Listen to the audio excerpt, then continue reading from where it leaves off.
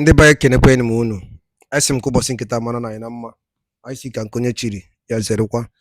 Dịka o si dị, ihe a bụkwa Eastern News 24 ka anyị si wee bịakwa na-ewetara ya bụ ozi gbasịta maka ya bụ ife na-eme na obodo nọ n'ime ya and nwere ụwa na-azọ n'ala Igbo. Alright, n'ụbọchị nkịta wetara unu ozi according to the one of the Biafran activists, Finland based activist. O nwere nnukwu ozi o wetara anyị n'ilu akwụkwọ. Quote, how Dr. Ngozi Orabueze, being the Biafran chief of staff, escaped death. Alright, ya bife ka ejimaka ya wee bịa n'iru akwụkwọ. Alright, dịka ihe gị ya bife tọọ ntị na ka ịghọta ife nwanne anyị nwoke were egwu anyị n'iru akwụkwọ. This is one of the Biafran activists anyị were na Finland. Alright, ị ga-esi ya bife dropụra ife iche n'ụdị nke gị gbasịta maka ya bife ndị a niile okwu kasị n'iru akwụkwọ. Alright, over to you. And imbibe security, safety measures. What do I mean? Orabueze, I don't think he's well experienced with, what he's doing. Because the reason why Samuel Ekpa was moving with 4 bodyguards, the whole world could not, actually comprehend that. Why? What do I mean here? On a global framework, you are agitating for emancipation of a new country like Biafra, a land that is flowing with milk and honey. You should be very careful because the people you are sitting away from, they are much, much hostile and aggrieved. To them, they are losing diamond. They have lost all the golds and the other precious stone they have.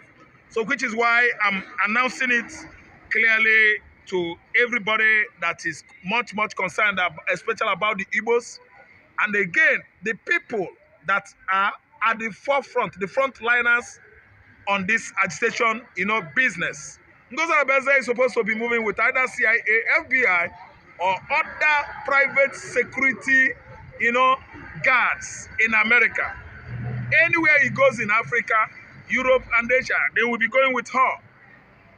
I'm telling you the truth because you can see what happened to Nnamdi Kanu.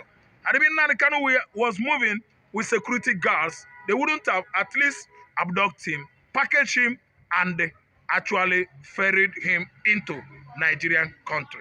And you see that's how security lapses, where it has taken Nnamdi Kanu to today.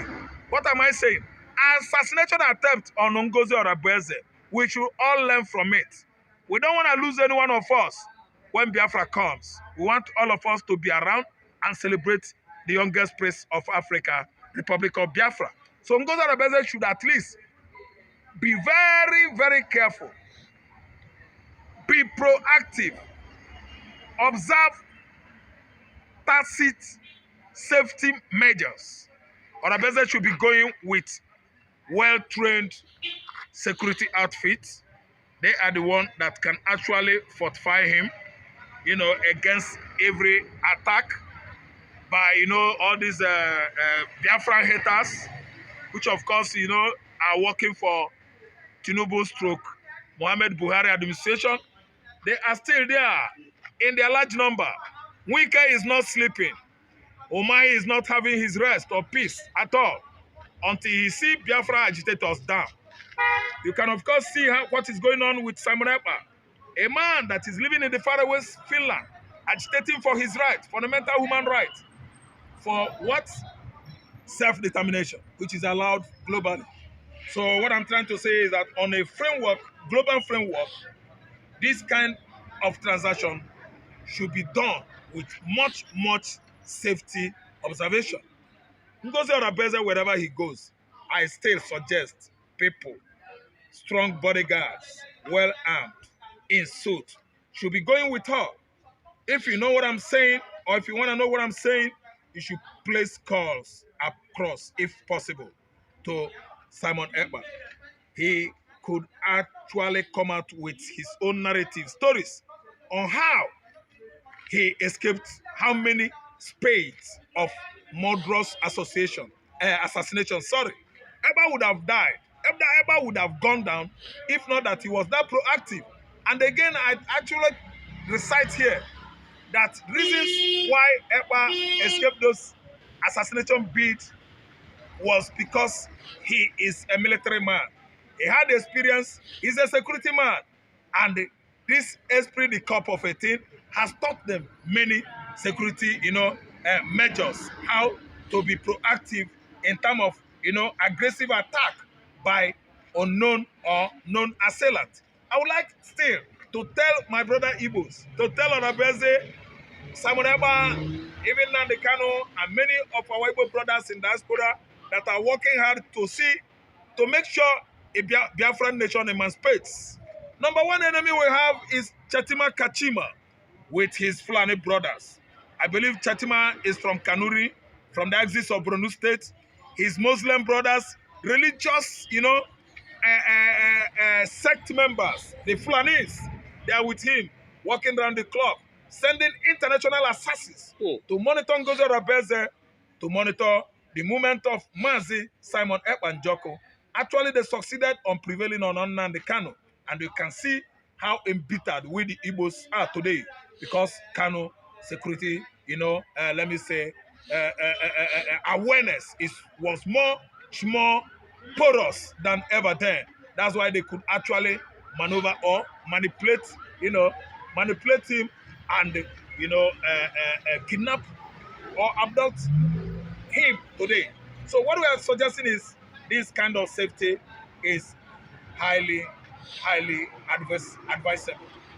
Simon Ekpa has also reacted to that, and the parliament, the Finnish parliament, are already meeting, giving the EU pressure on how to go about the revelation coming from Nigeria, especially the IBB's book. Yeah, the revelation is what we are seeing right now as an exoneration. Is a mechanism, one of the machinations of Igbo man's vindication, exoneration, and let me say a victory at last. Because we've seen that all accusation leveled against Simon Ekpa, every hand is pointing towards that axis of a revelation by IBB's memoir. Every accusation against Igbo man in Nigeria is located in West Africa. Those accusations are false. They are always structured, machinated, well prepared in deception, deceit, and what? Lies. Nigeria is a state, a contraption that has been engaged themselves on telling lies. They can never tell you the truth. If you want to know what I'm saying, please call on Nnamdi Kanu, ask him. Everything about Nigeria is lies. So the written memoir has exposed Nigeria for many things. Material things, immaterial things, tribal things, important things. See, let me tell you, no accusation across this country against Igbo man is true. Look at the shooting of those kidnappers at the axis of Ladeko. Is that how to tackle crime? Before you could disalive somebody and take his life, you should hold him alive for him to make confession. Some of them are justifiable. Some of the confessions are not justifiable. That is how you will know how to give them various degrees of punishment. But they rounded them up and wasted the lives of those youths. Yes. Why? Because they are from Southeast. Someone that actually get the wind-up of those criminals would have linked it to the police, and the police will go after them in their hotels and get all of them arrested. Do you know that as I'm saying this, some people will say, he's a tribalistic man. No. They would have helped to arrest others. That will help the police to make very important arrests. But out of hatred by Fulani, out of hatred that these people have for Igbos, they have to shoot them, thereby losing. I'm telling you, the police, the CID, they lost. Why? They should have spared them to get more arrested. You don't kill like that. You are killing out of animosity, of Igbo man, hatred. I'm just going to the axis that if anything happens and it has to be with Igbo man, Nigerian nation takes it difficult to understand what it is to be on the side of justice and equity. They will not give such case fair hearing. No. Fairness of hearing, no. Like because it's Igbo. They will go direct with bullet and kill everybody. Look at the desaliving, demising, buying of Igbo youth in the southeastern Nigeria. It's all senseless, all about senseless killing in that region because they are Igbos. If any youth is cited, shoot at sight. Buhari allowed it under Butai as chief of army staff. Tinubu, the Arab world, the Yoruba came and allowed it. That one I don't know from the axis of Africa where he comes from. That one is not from Nigeria. He allowed it. They started spying the youth without proper investigation, shoot at sight. So what I'm trying to say is that the cases the Igbos are having here are not being handled with justice and equity. They approach it with, roundabout manner, rugged manner, hatred, and animosities.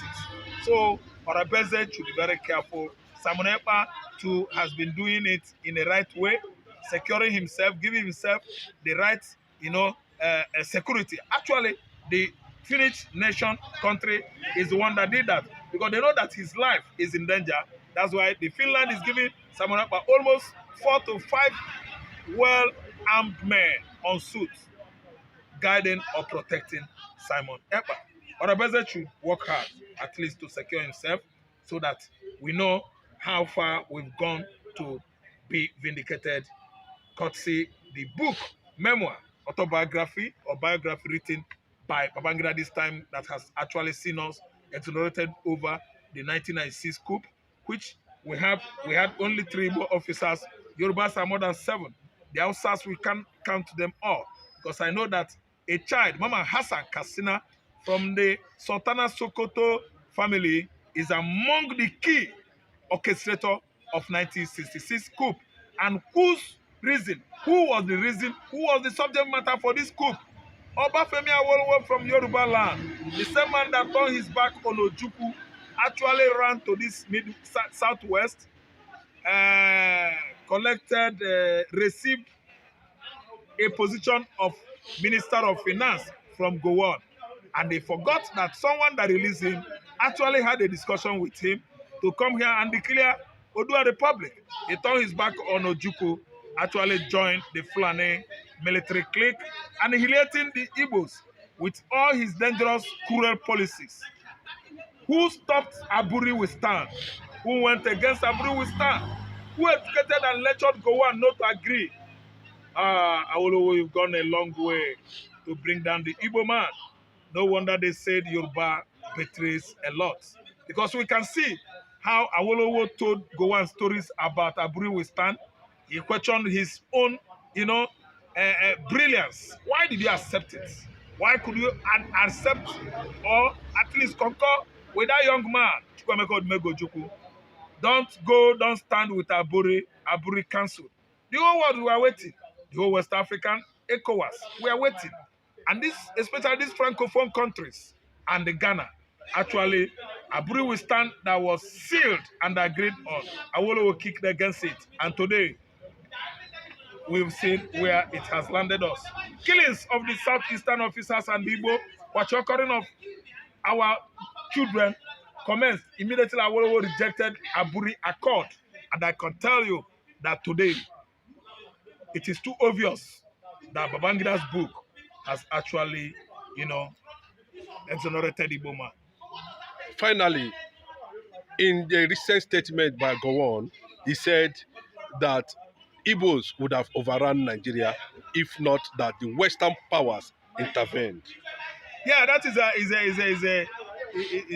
a cracked nut, because I know that the people called Nigerian, soldiers or military that took part in that war, most of them are alive, but in their 80s, 90s, and these are the people that can actually tell you what went on then.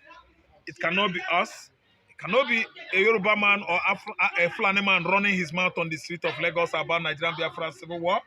It cannot be an Urobo man, Efik man, or Igbo man dancing the dance of shame as Joy Bokwe always dances it. That could actually tell you how far we had gone in 1967, 68, 69, 70 to bring Nigerian military clique under Gowon. Gowon was a frightened child where Ojukwu is and other Biafran, weaponry experts. Gowon can never match up to the like of Fro Umenyi, the former deputy governor of Anambra State, an engineer, the chief machinator, the chief engineer behind the Obunigwe, the Igbo bomb. We have many technicians, war technicians, war technokrats that actually crafted Obunigwe and the other lethal weapon used by the Igbos during the war. The West actually contributed, especially the almighty Britain, a witchcraft country that supplied Nigerian military clique with all manners of what?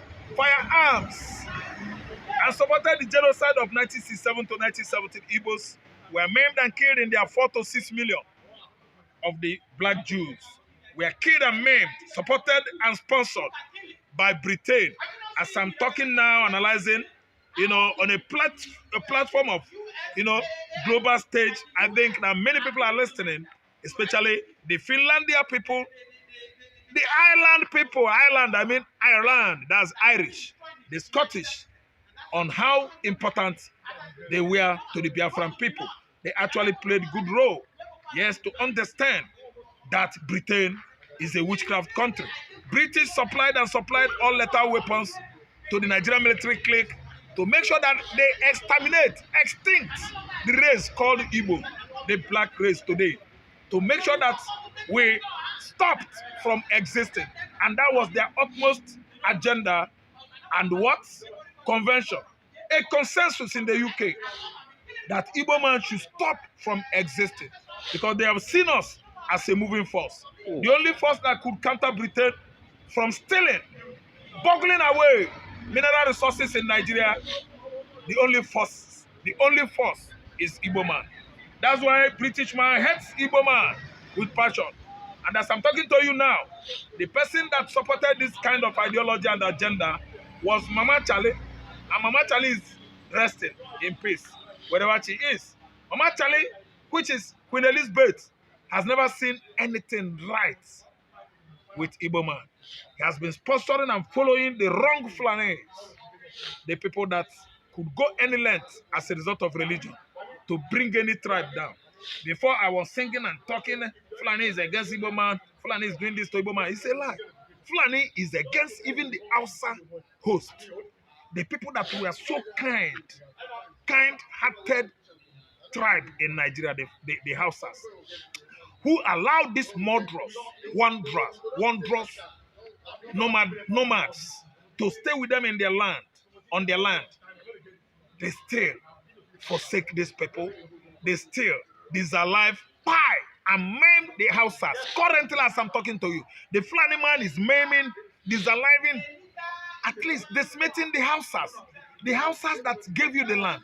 The Hausas that gave you support. The Hausas that intermarried with you.